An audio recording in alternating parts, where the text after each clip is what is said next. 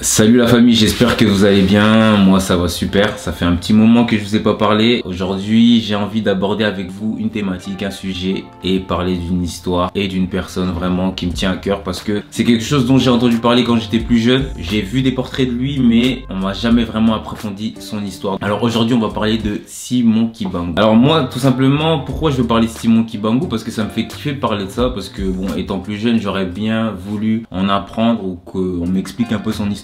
Donc voilà, j'ai décidé de le partager avec vous. Pour ceux qui ne savent pas qui est Simon Kibangu est un homme qui représentait dans les années 1920 la spiritualité congolaise. Il était vu à l'époque comme un prophète et qui a créé aussi un mouvement qu'on appelle aujourd'hui le kimbanguisme.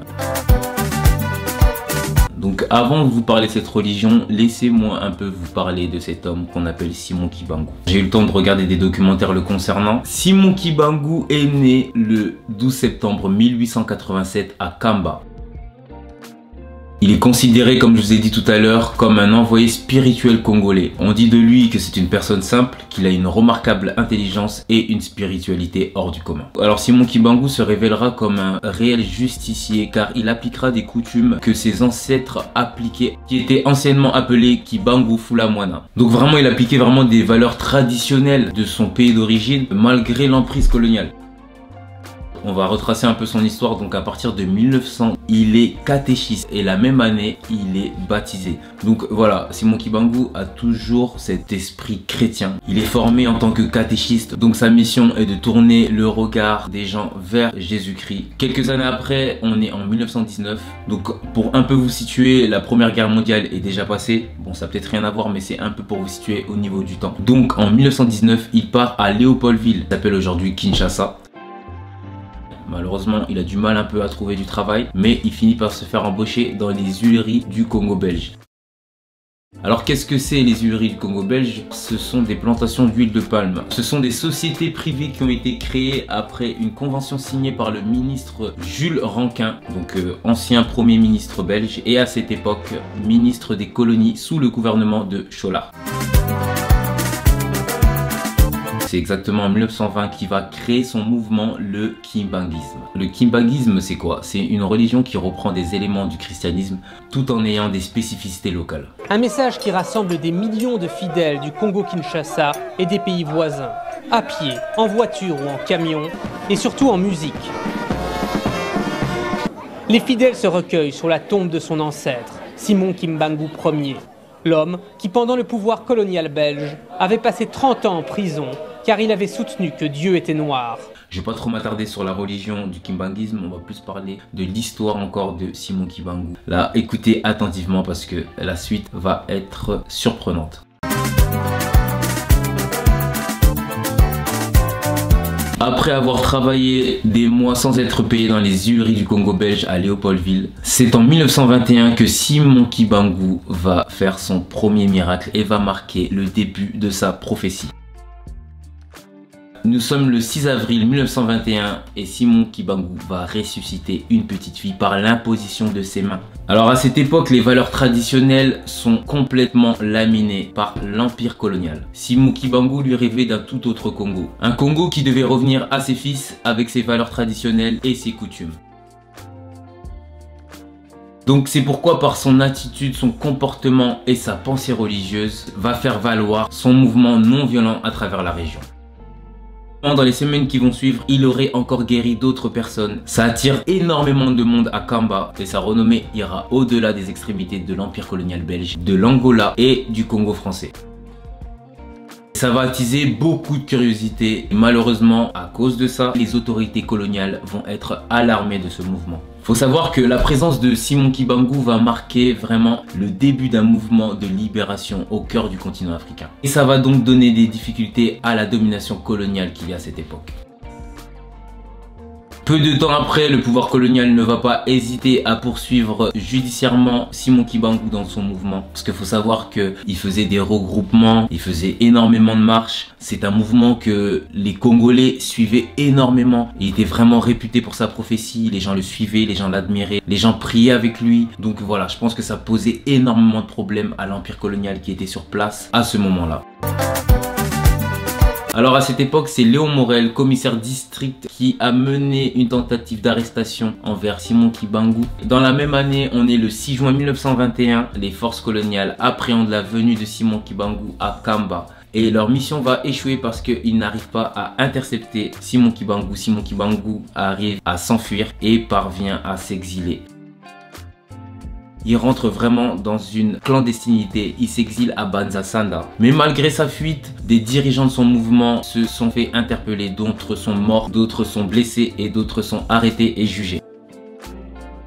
Donc c'est seulement en septembre 1921 que Simon Kibangu se rend aux autorités sans violence. Et par après, il sera jugé au tribunal militaire de Banzangungu, anciennement appelé Tisville. Donc petite anecdote, Banzangungu c'est la ville où mon père est né, dans laquelle il a grandi aussi, dans laquelle il était en internat. Ça me fait bizarre parce que quand j'ai regardé les documentaires, j'ai vu ça, je me suis dit ah ouais. Et je pense que c'est une des raisons pourquoi mon père aussi me parlait beaucoup de Simon Kibangu. Il avait un portrait de Simon Kibangu, il est encore chez ma mère d'ailleurs. Vous allez voir même pour les plus anciens, certains ne sont pas kibanguistes mais voient Simon Kibangu comme un homme de Dieu, comme un homme qui a rapporté vraiment la parole tout en gardant les coutumes et les valeurs traditionnelles qu'a le Congo. Donc voilà, une petite aparenté. Donc continuons, il va se faire juger devant un conseil de guerre et non devant un tribunal civil. Faut savoir que sa peine a été littéralement stricte. Au bout de 3 jours, il a été condamné à mort. Donc lui et certains membres de son mouvement ont été accusés d'avoir porté atteinte à la sûreté de l'État et à la tranquillité publique. Donc la parole de Simon Kibangu va lui porter préjudice parce qu'il aura des propos tels que la colonisation doit finir et va finir. Donc Simon Kibangu était accusé de se nommer en tant qu'envoyé de Dieu et de faire répandre des faux bruits de guérison et de résurrection. Les autorités à cette époque estimaient que les regroupements et les marches pouvaient conduire à la grande révolte. C'est pourquoi ils ont décidé d'intervenir en appliquant la loi sévèrement. Après son arrestation, Simon Kibangu a été reconnu par les médecins qu'il était sain d'esprit et sain de corps. Donc par conséquent, il était responsable de tous ses actes. Il disait de lui que ces crises de nerfs n'étaient que des simulations et qu'il se peut que quelques maladies nerveuses ayant été guéries n'étaient guéries que par suggestion. Donc pour eux, il profitait de la bonne foi de la masse pour parvenir à ses fins. Donc pour être un peu plus précis, il disait que son but était de détruire l'autorité de l'État. Les juges l'ont accusé de s'être nommé en tant que rédempteur et sauveur de la race noire en désignant l'homme blanc comme l'ennemi. Doit être considéré, organisé pour porter atteinte à la sûreté de l'État, secte cachée sous le voile d'une nouvelle religion, mais tendant à démolir le régime actuel. Que la religion n'est qu'un moyen pour exciter et exalter la croyance des populations. Que les foules impressionnées et poussées par la force du fanatisme doivent souvent servir d'instrument pour atteindre le but final. Attendu. Pour eux, clairement, la doctrine de Simon Kibangu, c'était l'une des causes qui a créé une grève des travailleurs à cette époque-là. Donc il avait énormément d'accusations. Ces entreprises payent les travailleurs avec des babioles, des objets sans valeur ou du tissu bas de gamme, par exemple. Quand on lui pose des questions sur sa religion, Simon Kibangu se présente en tant que bon chrétien qui croit en la Trinité. Faut savoir que Simon Kibangu prêchait l'amour que tout homme devait avoir pour son prochain. Et son but était de rétablir la justice qu'il y avait entre les hommes de couleurs différentes. Ceux qui refusent de collecter le latex et ceux qui ne livrent pas les quantités de caoutchouc toujours plus importantes exigées par le roi des Belges. S'ensuivent pillage, prise d'otages, coups de fouet, viols, meurtres et massacres de masse.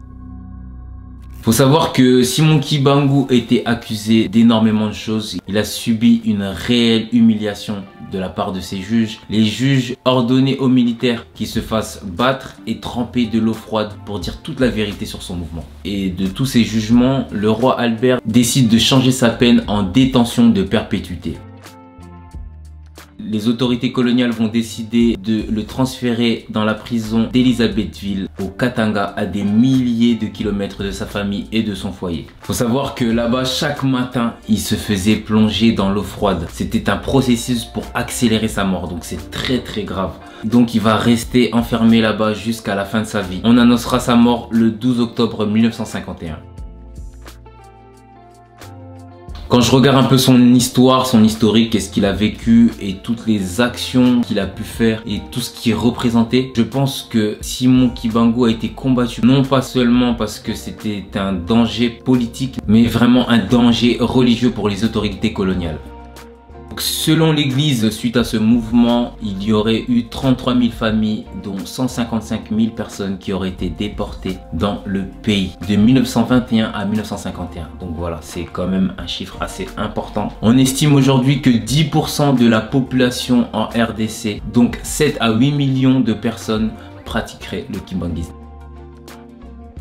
Donc voilà, j'espère que vous en avez appris un peu plus sur Simon Kimbangu, le kimbanguisme aussi. Moi, je ne me suis pas vraiment étalé sur la religion du kimbanguisme, mais si jamais vous voulez vous informer, il y a des documentaires. Vous pouvez aussi demander à vos parents qu'est-ce que c'est, pour ceux qui sont congolais bien sûr. Hein. Moi, ça m'a fait plaisir de vous parler de ça. Donc voilà, c'est quelque chose qui fait partie de mes coutumes et que j'ai voulu partager aujourd'hui avec vous sur ma chaîne YouTube. Il y a d'autres thématiques que je vais aborder. N'hésitez pas à activer la cloche. On se dit à la prochaine pour un épisode de ma nouvelle web série OG. Et on se dit à la prochaine pour une nouvelle thématique, une nouvelle vidéo et une nouvelle histoire. Allez, ciao la famille!